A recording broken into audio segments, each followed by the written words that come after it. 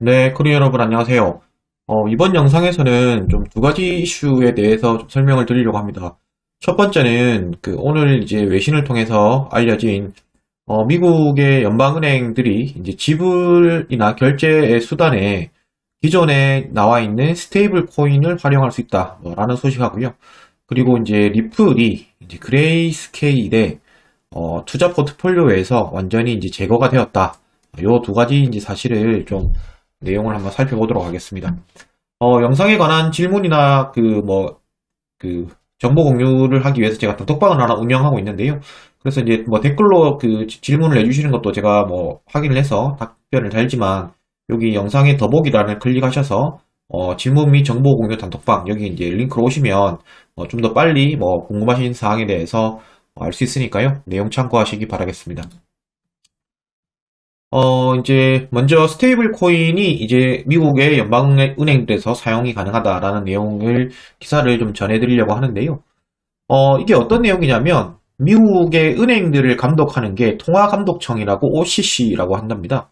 근데 여기가 예전 뭐 작년부터 계속 이러한 좀 트렌드를 보여왔어요. 무슨 말이냐고 하면 저희 나라 좀 특근법하고 사실 좀 비교가 되는데요. 저희 나라 같은 경우에는 사실 특근법이 좀 명확하지 않아서 일선 뭐 은행이라든지 아니면 일선 거래소라든지 이런 쪽들이 사실 좀 많이 혼선을 갖고 있잖아요. 예를 들어서 뭐 커스터디 서비스를 해도 되는지 뭐 이런 것들에 대해서 혼선을 갖고 있는데 미국은 좀 확실히 다르긴 한가 봐요. 미국은 다르긴 한지 여기가 작년에는 이제 미국 은행들이 이런 수탁 업무, 커스터드 서비스라고 해서 암호화폐를 수탁을 해서 이런 것들을 대가지고 추가적인 사업을 할 수 있는 것도 승인을 해줬고 또 요번에 지금 해주는 게 이제 스테이블 코인을 맡아가지고 이걸 지불한다든지 결제를 한다든지 이런 것들을 활용하는 거에 대해서도 너희가 해도 된다라고 하는 법령 해석 의견서를 이제 발견을 했다고 합니다.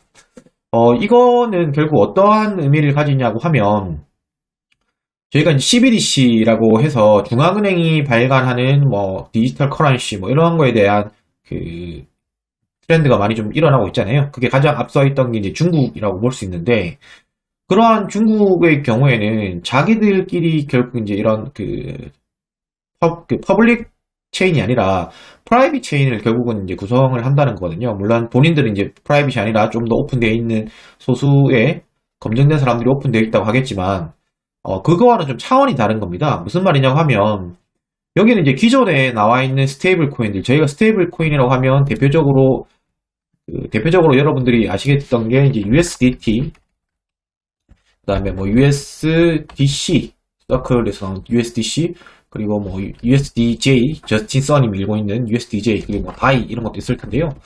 어쨌든 요런 것들을 이제 은행이 받아가지고 요것들을 가지고 이렇게 보장을 해주고 이러한 서비스를 할 수 있다는 건데요.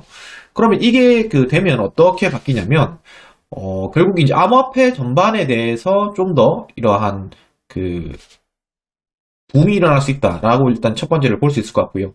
두 번째의 경우에는 지금까지 이러한 앞서 말씀드렸던 이런 디지털 통화에 대해서 트렌드가 바뀔 수 있다. 즉 미국의 경우에는 자체적으로 자기들이 국가에서 발행하는 이러한 국가 주도형 암호화폐가 아니라 여기 같은 경우는 일반 민간에서 발행하는 암호화폐의 스테이블 코인들을 인정을 하겠다. 즉 1달러의 가치를 가지는 그러한 디지털 화폐, 디지털 커런시들을 이렇게 자기들이 만드는 게 아니라 민간에서 발행한 USDT, USDC 이런 놈들을 인정을 해주겠다. 그러니까 너희 은행들도 이걸 가지고 활용을 해도 돼. 뭐 이렇게 하는 내용이라서요. 꽤 이제 큰 파장을 일으킬 거라 보고 있습니다. 뭐 이게 그대로 이제 시행이 된다면요. 자, 그래서 요 내용이 이제 나오게 된 배경이 좀 흥미로운 게 여기 이제 지금 아까 말했던 뭐 여기 OCC의 대장이죠. 브라이언 브룩스라는 사람이 코인베이스 출신이라고 합니다. 코인베이스 출신이라고 하는데 이 사람이 코인베이스 출신이다 보니까 아까 말했듯이 USDC가 결국 코인베이스와 서클이라는 회사에서 만든 거거든요. 그래서 이제 그거를 자기가 이제 뭐 만들어서 그런지 이 사람이 이제 본격적으로 자, 다른 국가는 다르다. 제가 앞에서 설명드린 대로 다른 국가들은 자체적으로 하고 있지만 우리는 예전부터 이런 거를 이제 민간에 다 의존했으니까 우리는 민간의 거를 쓸 것이다. 라고 이제 의견을 낸 겁니다.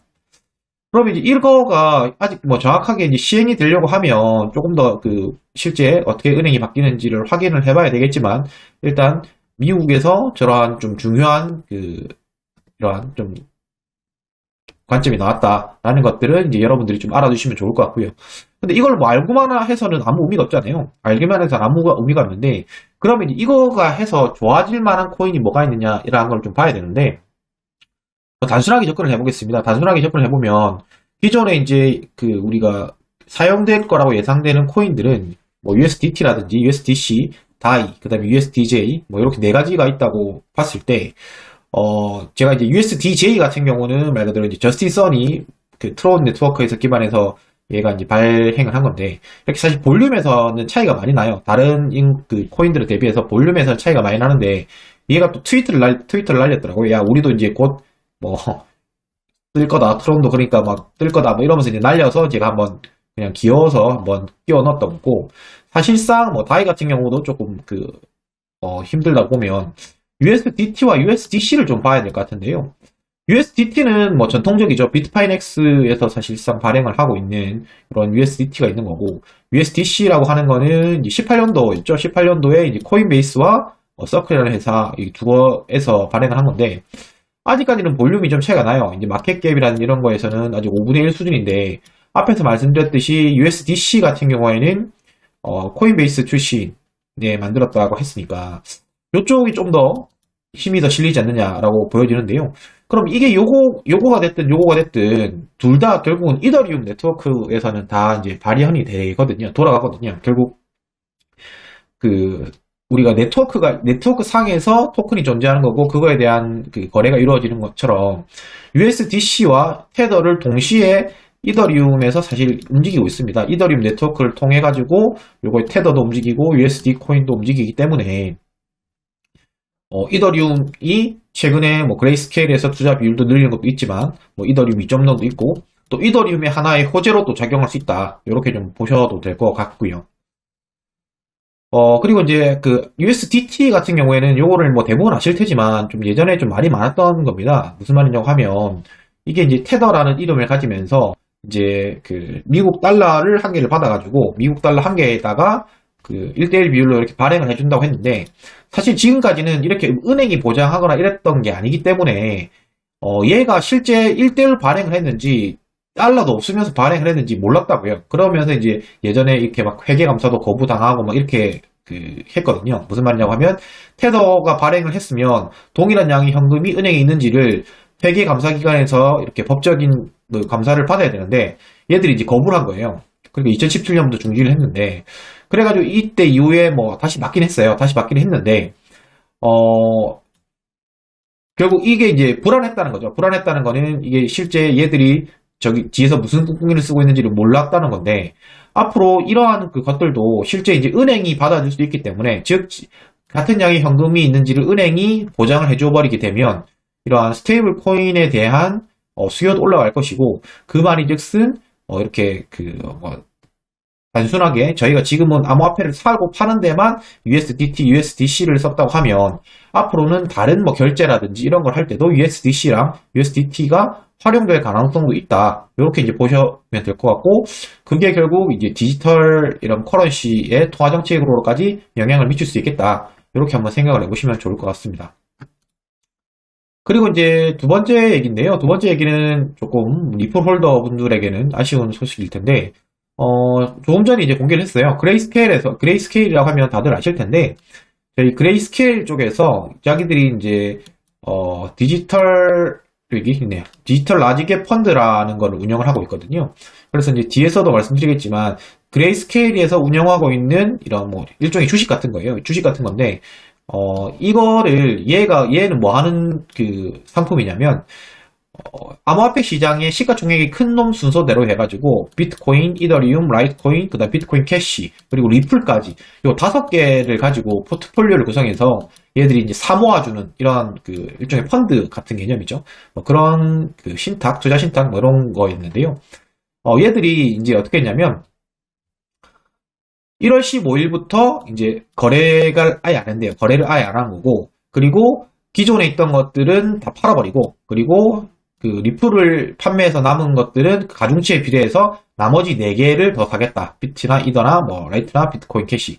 근데 뭐 사실상 뭐 그 리플이 1.46%였다고요. 전체에서 차지하는 비율이 1.46%였기 때문에 뭐 나머지 코인들의 호재라고 하기보다는 리플의 악재 정도 수준으로 사실 끝날 것 같아요. 그래서 이제 리플 같은 경우는 이제 그 가장 이제 기관들이 쉽게 살 수 있는 게 그레이스케일의 이런 그 펀드였는데 요거를 이용할 수가 없게 됐다. 있는 것도 갖다 팔게 됐다라는 점을 이제 시장이 알려지면서 시장에서 좀 리플이 또 가격이 좀 반응을 하고 있었고요.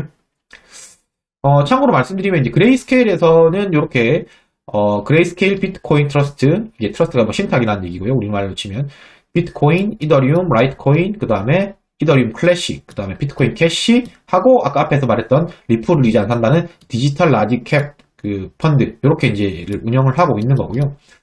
이 중에서 이제 절대적인 비율이 있는 거는 사실 비트코인하고 이더리움이에요. 왜냐하면 요거 두 개는 이제 SEC의 정식 승인을 받은 거고 미국 이제 통화 그 정식 승인을 받은 거고 증권거래위원회에서 이제 정식 승인을 받은 거라서 나머지들은 아직 정식 승인은 나지 않은 상품들이에요.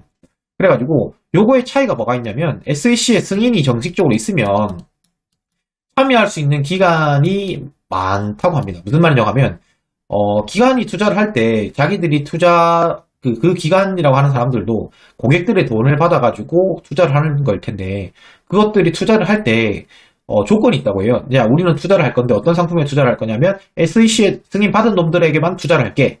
라는 조건이 붙은 것들이 꽤 많다고 합니다. 그러다 보니까 이 밑에 애들이 이제 SEC의 승인이 없기 때문에 얘들은 뭐 못 사는 놈들도 있을 거라고요. 기관 중에서는 못 사는 놈들이 있지만 그래서 이제 비트랑 이더의 비율이 지금 그러한 내용 때문에 절대적으로 높을 수밖에 없다라는 거였고 거기에서 일정 비율을 차지하던 디지털 라지캡 여기에서 안에 포트폴리오로 들어가던 리플이라는 놈은 아예 이제 없어지게 된다라는 게 오늘 주요 내용이었던 것 같습니다. 네, 그래서 뭐 오늘 내용은 이 정도로 마치고요. 영상이 도움이 되셨으면 구독, 좋아요, 알람 설정 부탁드리겠습니다. 네, 감사합니다, 코리아 여러분.